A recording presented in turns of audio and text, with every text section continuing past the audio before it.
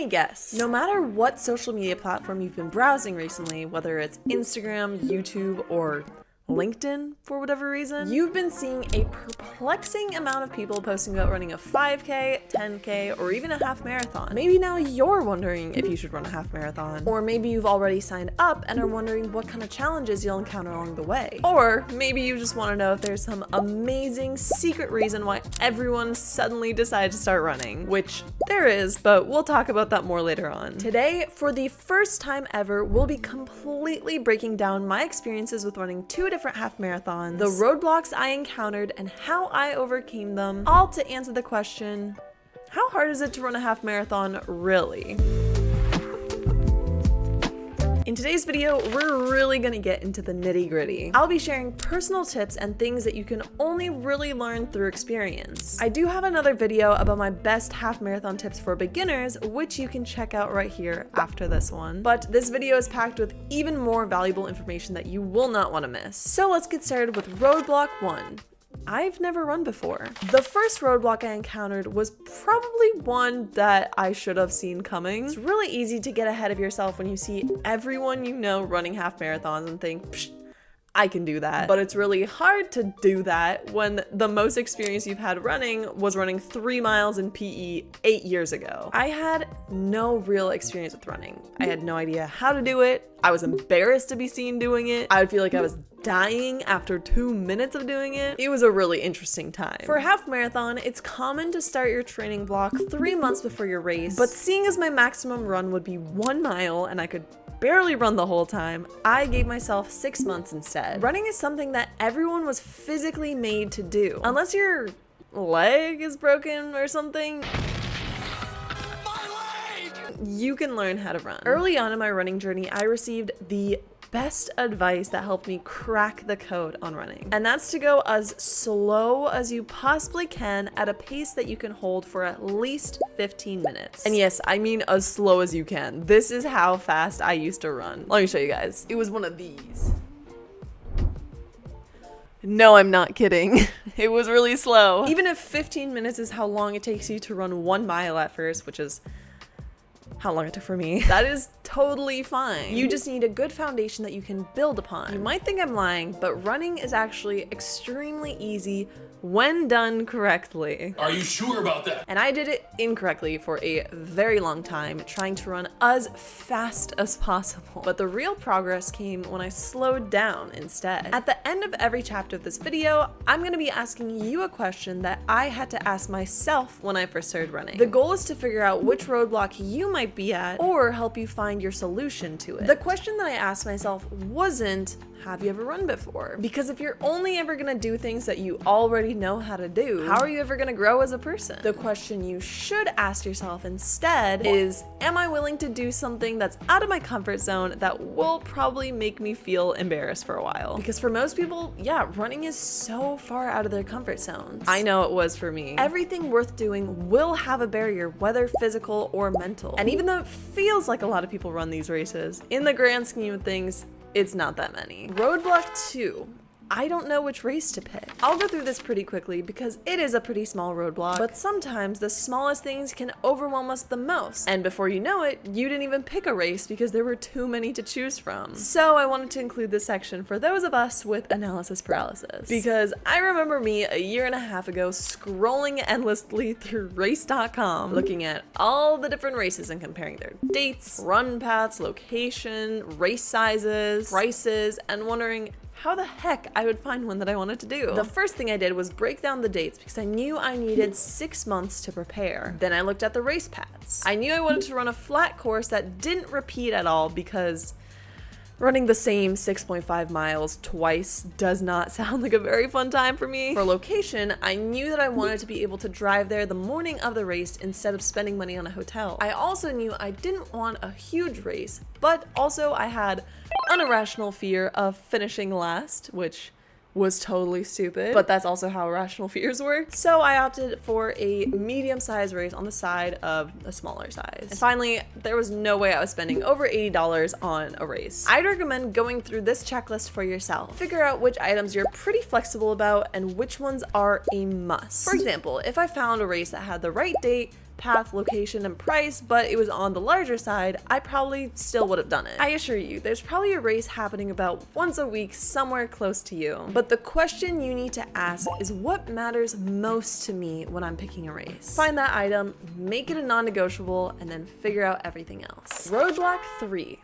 I don't have the time. When I first started running, I felt like a huge chunk of time was taken out of my day. I needed to plan my run, get dressed, actually go for the run, and then shower and clean up afterwards. But just like everything else with running, I was kind of doing it a little bit wrong. First of all, someone please tell me why I thought when I first started running that an easy run was supposed to be a 40-long-minute torture session where I was literally close to tears afterwards. I should have been starting off with maybe 10 to 15-minute runs. Second, I just had no clue what I was doing. Why are you running?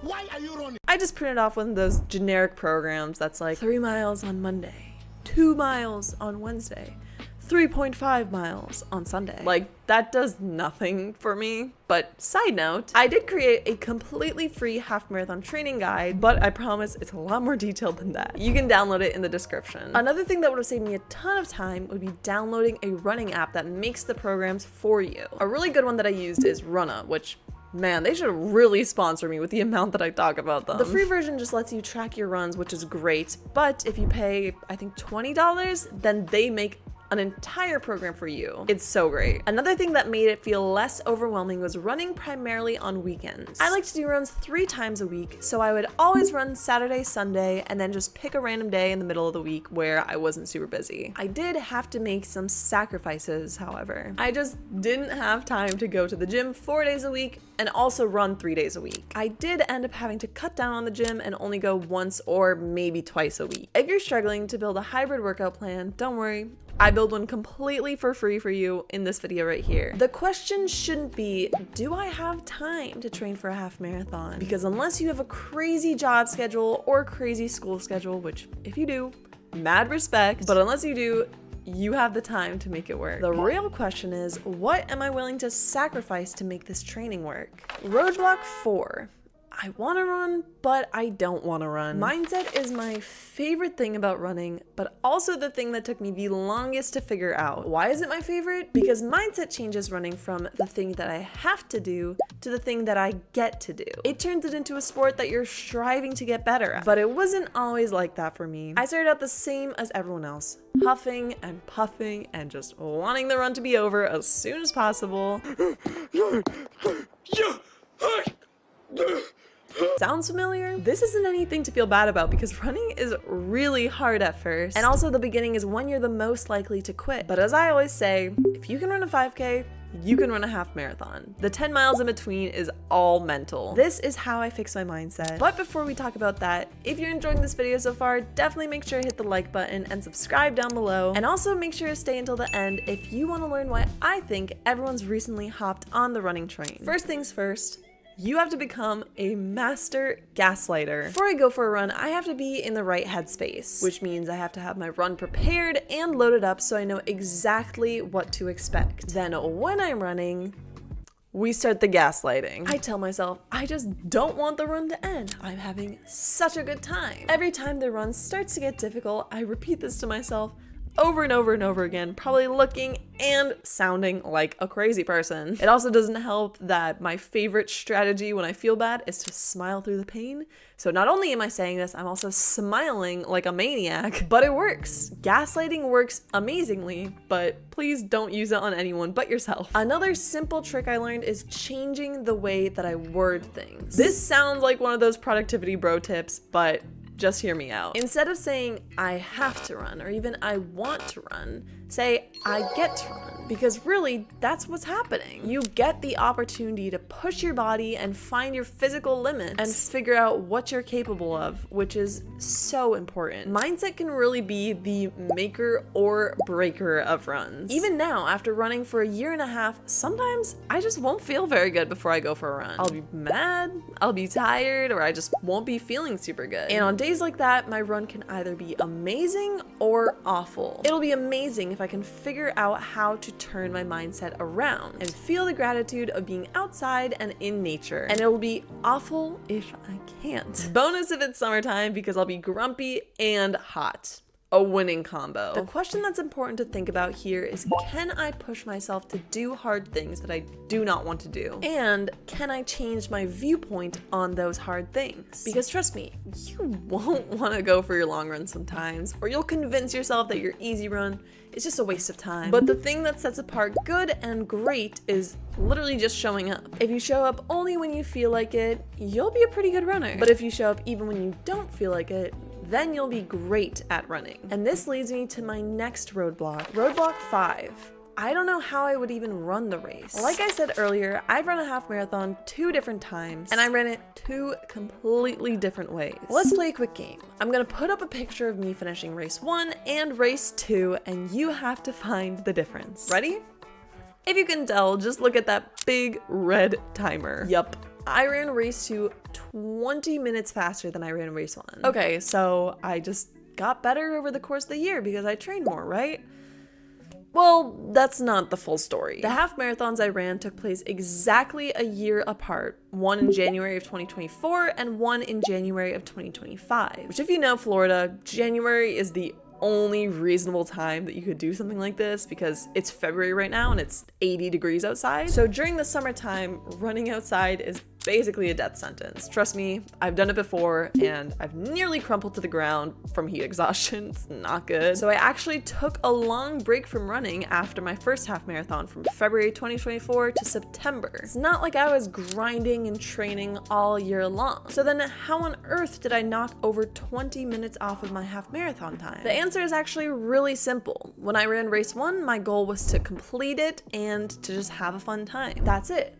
I kind of had a mental time goal of 2 hours and 45 minutes, but it wasn't anything super strict. As a result, race 1 was really easy. I chatted with other runners, I wasn't really winded, and I felt terrific. Race 2 was totally different. Right from the get-go of training, I knew I wanted to go a lot harder. I was doing longer, faster, and way harder runs than my previous block of training, and working out at the gym much more consistently. If you want to follow along on my first few weeks of training for that half marathon, I documented them in this playlist right here. Essentially, the difference was that I was choosing to make it more difficult. So, was it? The short answer is yes, and the long answer is, oh my god, yes, this was the hardest thing I've ever done in my entire life. My goal was originally 2 hours and 30 minutes for race 2, but after mile 3, I was feeling pretty good and decided to pick up the pace a lot. It also helped that I was running with my boyfriend Peyton, who is an actual beast when it comes to running. The problem is though, when you start to pick up the pace, it starts to hurt. And around mile 9,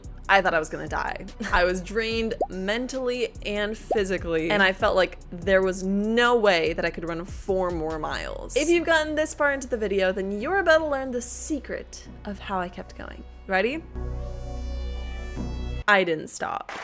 I know, innovational, spectacular even, but this is a lot more powerful than you might realize. Inertia is real. It is so much easier to keep going when you're already going, and so much harder to start up again when you stop. Ask yourself this: do I want a fun time or a fast time? Because if you're going fast, the end of the race will be really hard and not very fun. And if you're having a fun time, then the end will feel really easy and you won't have gone as fast as you could have. Roadblock 6.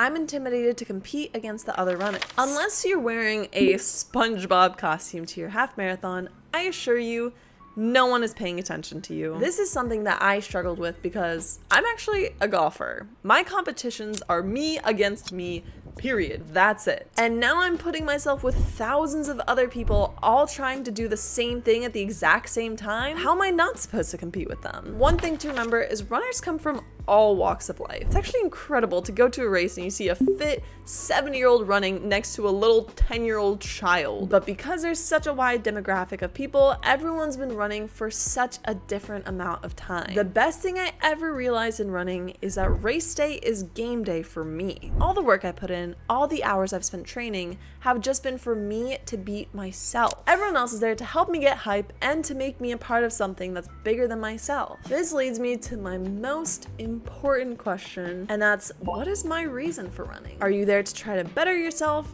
or just try to brag about it online, which there's nothing wrong with the second option. I am quite literally talking about both of my half marathon experiences right now. But doing a half marathon for yourself is an incredible achievement. As you can tell from this video, not only will you learn an amazing new skill, but you'll also fix your mindset and learn time management and learn to love hard things. If that still doesn't sound enticing, I get it. Making yourself uncomfortable isn't fun, but you know what is fun, and the reason why I think so many people run half marathons? Waking up every day and seeing a better person than you saw yesterday. Visibly seeing your life improve in all different aspects because of everything you've learned from running. I'm not saying this is some magical cure-all in life, and it can be really difficult, but if you stick with it, it is so worth it. If you guys enjoyed this video, definitely make sure to give it a thumbs up. I have a ton of fun new videos coming up soon, so definitely make sure to subscribe down below so you don't miss them. If you want to check out one of the many videos I mentioned in this video,